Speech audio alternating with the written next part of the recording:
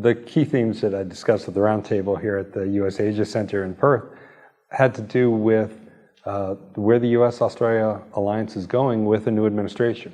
I think the main points were that it's a very uncertain time because it's a new administration, it's an untested administration, and because the United States is very deeply divided over this administration, historic levels of division within the U.S. and that creates, I think, uncertainty not only within the U.S. but with our allies. So we talked about a whole range of issues in which the U.S. and Australia work together, and my general sense was that it was reassuring for people to know that in most cases there is not going to be any change in how we operate, that these relationships are so deep.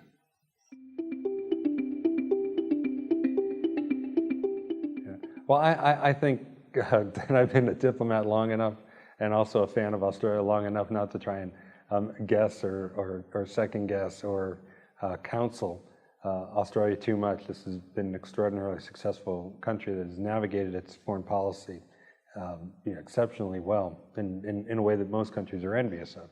I think the most important things to think about, though, are that there are these global trends around the world that are disturbing traditional Western democracies. You see it in Brexit, you see it in the election in the United States, you see a number of countries now in Europe where there are rising nationalist populist movements, in the Philippines, rise of authoritarians, and that's because Western democracies are challenged by the rapid advancement of technology and globalization.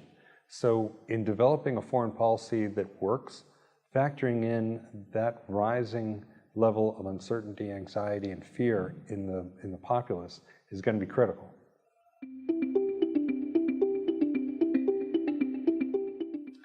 I think that the United States will stay fully dedicated to Asia. It's in our, it's clearly in our national interest, our economic interest. It is the center of gravity right now economically for the world. And so the United States would be crazy not to maintain its commitments in this region where we have so many allies and so many interests. I think there'll probably be more of a bilateral approach by this administration than a multilateral one. I think there will be a recalibration of some of our trade objectives with some of the countries here. But by and large, I don't see the U.S. stepping back at all from its commitments in Asia. I just think that this administration may accomplish them in a different way.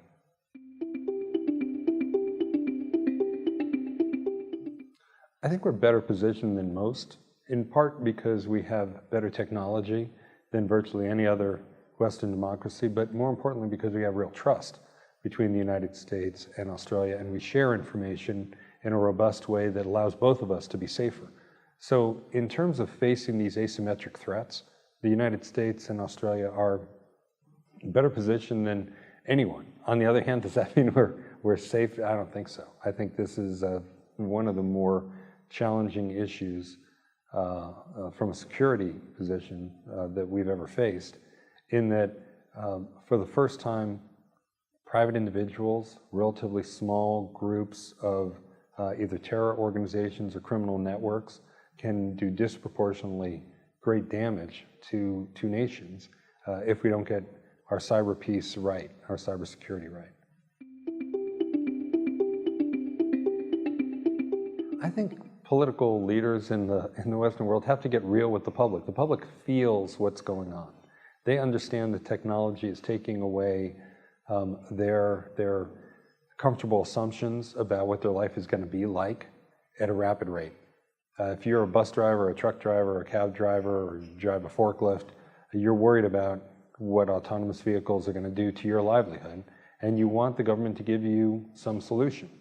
If you see supply chains driving down the cost of labor around the world, and you're worried about your own wages, you're looking for the government to give you some reassurance that you're still going to be able to maintain a good, prosperous standard of living in these countries.